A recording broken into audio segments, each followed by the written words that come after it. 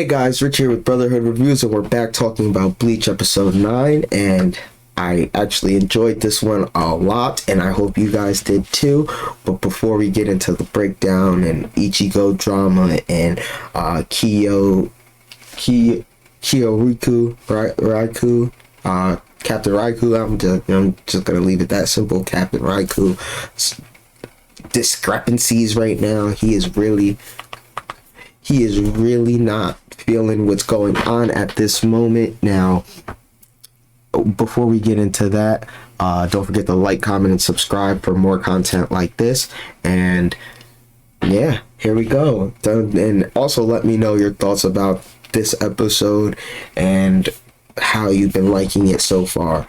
But as I was saying, we'll start off with Ichigo, and in this episode, Ichigo was acting like a real pansy.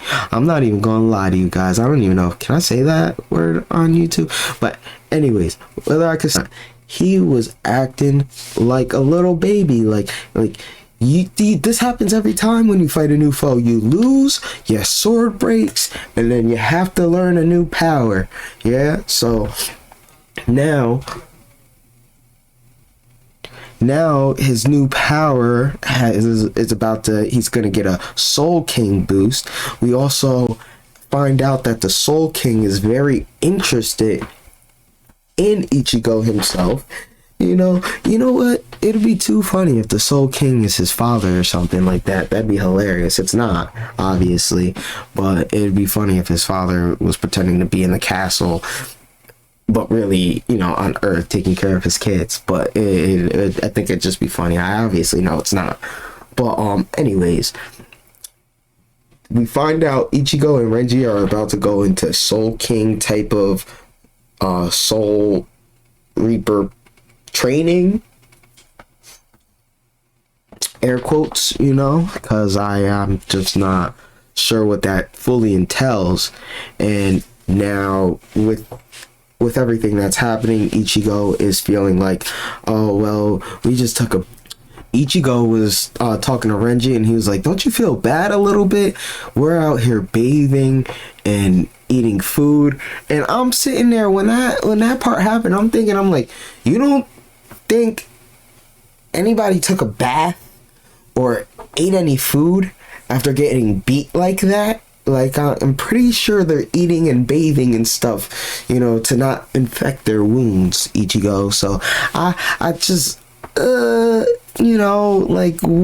is that about? And Renji, in Renji's whole speech, and we're not just moseying around, because Ichigo made it seem like they were just moseying around, eating food, joking around. Renji pretty much makes it clear to him that they're not just moseying around and doing nothing, that they're recovering. They just lost. And it's I guess it's because every time Ichigo has lost, I think it's because every time Ichigo has lost, he has almost immediately found a solution and has come back within a day. Or if he was told, give me X amount of days and I'll be back, and he went on a training spree like that. But this felt like more slow paced, as if they were taking time. We have the King Gain, you know what I'm saying? King of Gain, you know what I'm saying? She's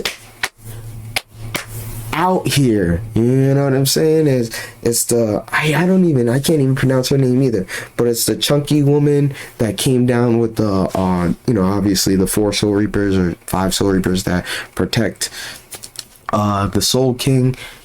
She was chunky, came back after cooking the dessert, thinned out, looking gorgeous. Now King of Gains, she's an OG. She even said it to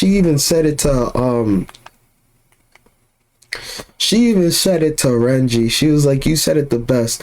You guys aren't just up here taking regular baths, eating normal food. She even said it. She was like, the food I'm preparing for you is supposed to boost your soul reaper powers, and so a boost your physical abilities. So you should be feeling a little bit of difference in your bodies. if not already, at any minute now. So she already pretty much is telling them that we're giving you guys an upgrade right now, because the potential that you guys have is at a different level than, you know, what you guys are up against right now.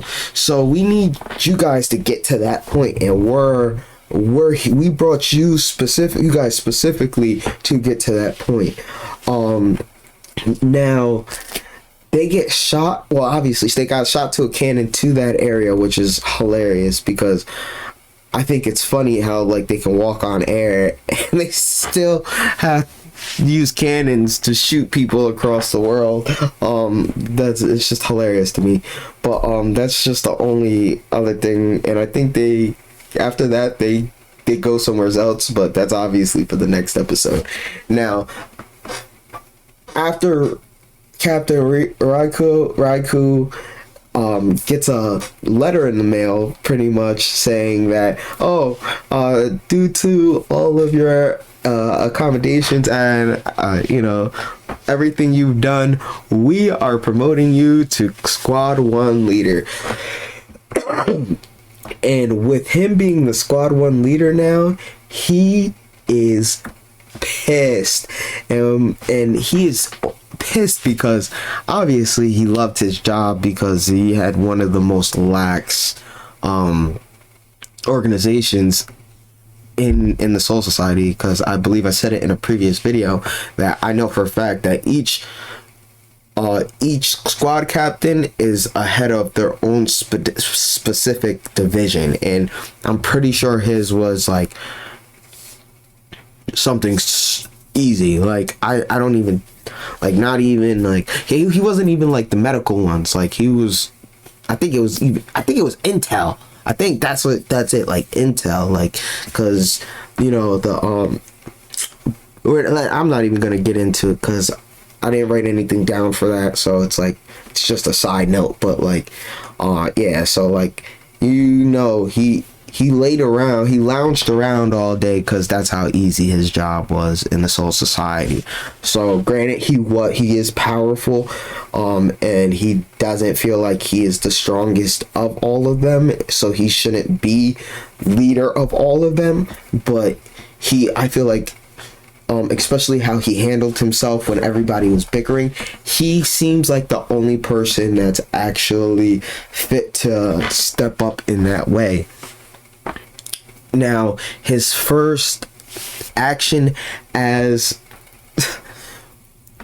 head captain, captain commander, Kenpachi's awakening his sword. That's it. Kenpachi's awakening his sword. We're facing a foe where none of us have our bankais. None of us have our swords. We just have regular katanas now.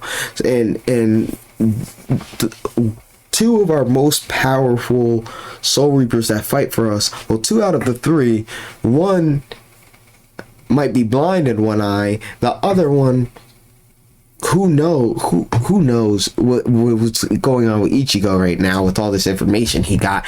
And Kenpachi can't even hear the voice of his sword. So we have to get him up to par, or else we have no chance. And he got smoked by somebody that wasn't even the strongest.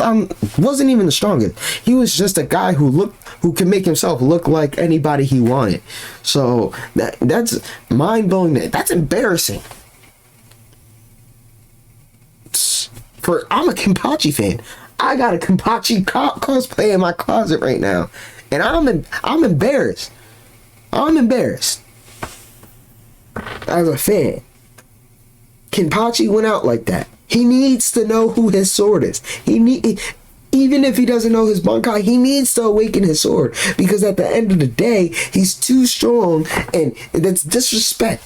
That's disrespect to his fan base. You know what I'm saying? Kenpachi, you know what I'm saying? We believe in your strength, and you did that to us. You know, you're a disgrace. But now that my rant is over, I'm sorry guys, I still love Kenpachi, but yeah, that hurt my feelings. But Kenpachi is just one of their strongest guys, and they need him to awaken his devil fruit for them to even have a chance. Granted, I believe if not all of them, then most of them awakened, like, you lost their Bankai in that last battle. So, and they made it clear, like, yeah, we're not done, we're eradicating you guys. So they are coming back, and it's not like they're gonna take the fight. The Soul Society is in no position to take the fight to them. So now they just have to regroup, resecure everything, and hope that Ichigo learns something that'll put him over the edge. Now let's talk about what actually goes down with Kenpachi. Kenpachi gets brought into this little dimension realm with none other than the previous Kenpachi, previous squad leader of squad 11, whatever squad he is, because I'm too out of it right now. But the old leader of his squad is in this little area, and she is smoking him, and she's pretty much putting him in his place. It's like, listen, you're not weaker, you just have nothing to fight for anymore.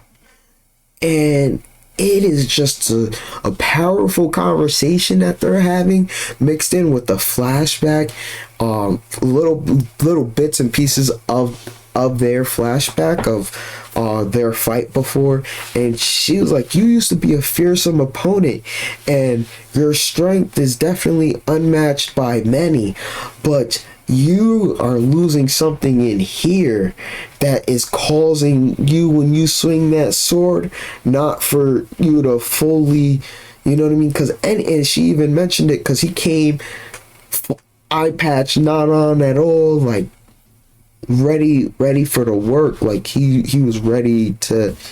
And she's like, oh yeah, you came eye patch off, ready to fight, and you're still moving like this is your first time at the rodeo. And it just seemed like she knew him so well. And she even said it, she was like, you're either gonna die here or you're gonna show me something different. And he knows it. He's like, I love how he even explains, he's like, yeah, like, I definitely understand where you're coming from, because the only ever time I felt like my life was in danger or my life was being threatened was in that fight with you.